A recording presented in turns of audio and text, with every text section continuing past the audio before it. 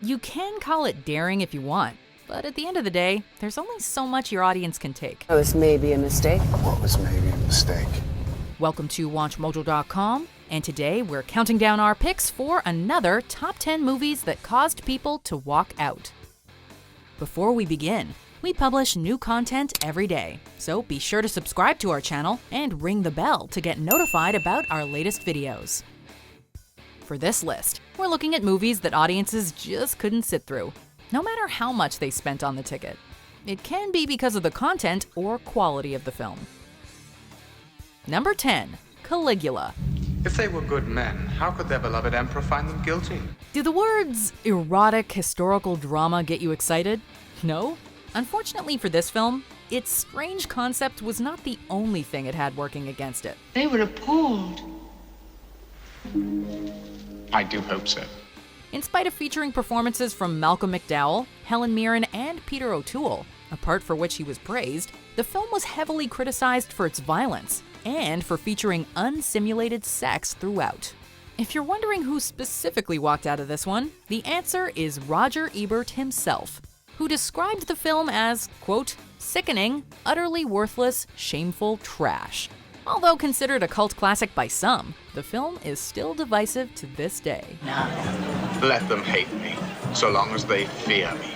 Number 9, The Wild Bunch. If they move, kill them. Here we've got two different sides of the same coin, because the things that make this movie the classic it is today are the same things that made it so deplorable at its time of release. Cuidado. Any trouble? No guns for the general. The Wild Bunch stood out from its contemporaries by featuring hard-hitting and stylized violence. Come on, gringo. Don't kill me. Por favor. Although techniques like slow motion were considered innovative and have been utilized ever since, at the time, it was far too jarring and visceral for audience members to handle.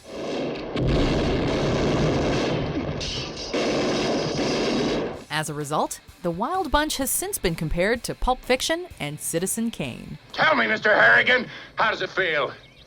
Getting paid for it. Number 8, Fight Club. The first rule of Fight Club is, you do not talk about Fight Club. The second rule of Fight Club is, you do not talk about Fight Club. If Fight Club is anything, it's provocative. It bizarrely manages to strike a balance between pavement-level grounded and borderline absurd, all while deftly telling the story of a man who's been pushed over the edge of societal norms to break with reality. What are we doing tonight? Tonight, we make soap. A movie like that's pretty weird, and needless to say, not everyone got it.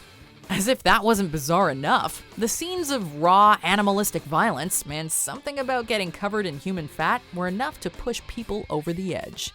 Fight Club's awesome. It's just not for everyone. Things you own end up owning you. Number 7, The Revenant. Leo worked hard for his Oscar, and Alejandro G. Iñárritu is a genius, but The Revenant is pretty much just 2.5 hours of a guy trying not to die. It's a harrowing journey that explores the limits of a man and how far he'll go to not only survive, but also to take revenge.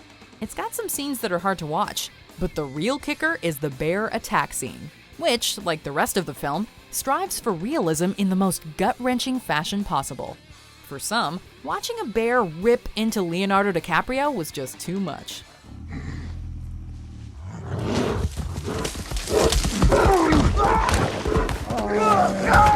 Number 6, The Walk. Why? That is the question people ask me most. In 1974, Philippe Petit performed the daring feat of walking on a high wire between the two towers of the World Trade Center. The 2015 film The Walk tried to capture this feat, and to do so shot the film in IMAX 3D. All right, you get him. I got your back. Okay. The cinematography expertly captured the sensation of tightrope walking a quarter mile above the ground, which, while impressive, is not what some audience members were expecting. Those who were not wholly comfortable with heights found the movie to be a tough watch, with many reporting motion sickness as the feat was performed. I'm going to hang a high wire between the two towers of the World Trade Center and walk on it. Number 5, The Tree of Life. Tell us a story from before we can remember. At the 2011 Cannes Film Festival, The Tree of Life was met with both boos and applause, and went on to win the festival's illustrious Palme d'Or award. Needless to say, critics were divided.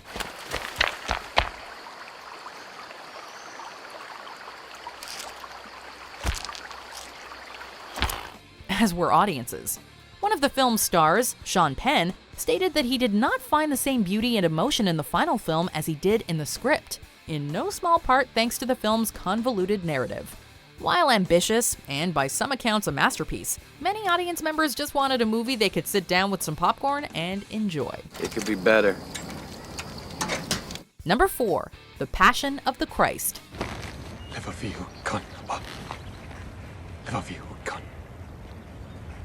In telling the story of Jesus dying for the sins of humanity, The Passion of the Christ is understandably brutal.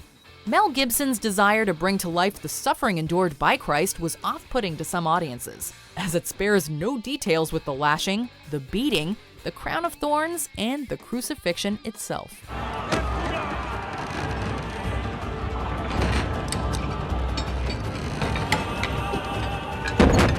One woman actually experienced a fatal heart attack while watching the climactic scene of the film. Needless to say, if you were looking for something to complement your Sunday school lesson, this might not be it.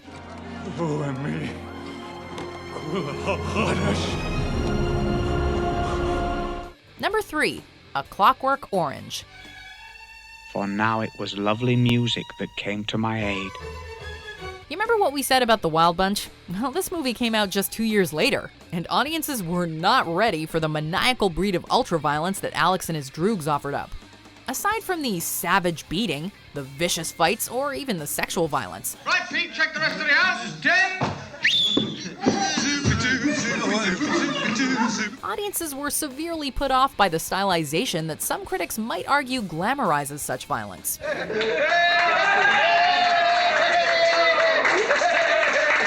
Those who stayed to watch the end of the film were rewarded with a discussion of free will and humanity's baser instincts in a modern society, but it was understandably a little much for some. I've learned my lesson, sir. I see now what I've never seen before. I'm cured. Praise God. Number 2.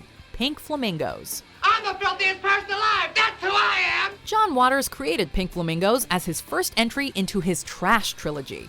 With the tagline, "An exercise in poor taste," this now cult film was an ode to the counterculture of its day, and made a deliberate effort to push its audience as far as it could. We might be in the mood for a barbecue. Get what I mean? A human barbecue. The film focuses on a drag queen known as, quote, the filthiest person alive. We'll see who's the filthiest person alive. We'll just see! If nudity and profanity weren't enough to throw an audience's day off, those who stayed to the end got to see the main character eating dog feces. No judgment if this one ain't for you. Filth are my politics. Filth is my life. Before we unveil our number 1 pick, here are some honorable mentions. Some of the great monks can meditate for 4 days.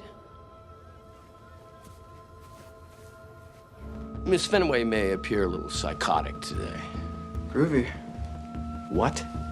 It's groovy being insane, man. Where you at? Hi. We got a flat tire. Can we come in? Number 1. Freaks. You'll have to hurry. We haven't much time. Featuring circus performers with real deformities, this pre-code film from the 30s was originally 90 minutes long, but the studio viewed the film as too shocking to be released. Oh, gee. Ain't it cute? What is it? A girl. Oh, boy, that's great, and it's going to have a beard. If you're hoping we're going to have some juicy footage from the extended cut here, sorry, that footage is by all accounts gone forever. In spite of the extensive cuts, some audience members were still unable to stomach the content. Sure, by today's standards, it may not seem like it's that big of a deal, but in 1932, you can rest assured this film caused quite the stir. Why should they laugh at you? Most big people do. They don't realize I'm a man with the same feelings they have. Do you agree with our picks? Check out these other great clips from WatchMojo, and be sure to subscribe and ring the bell to be notified about our latest videos.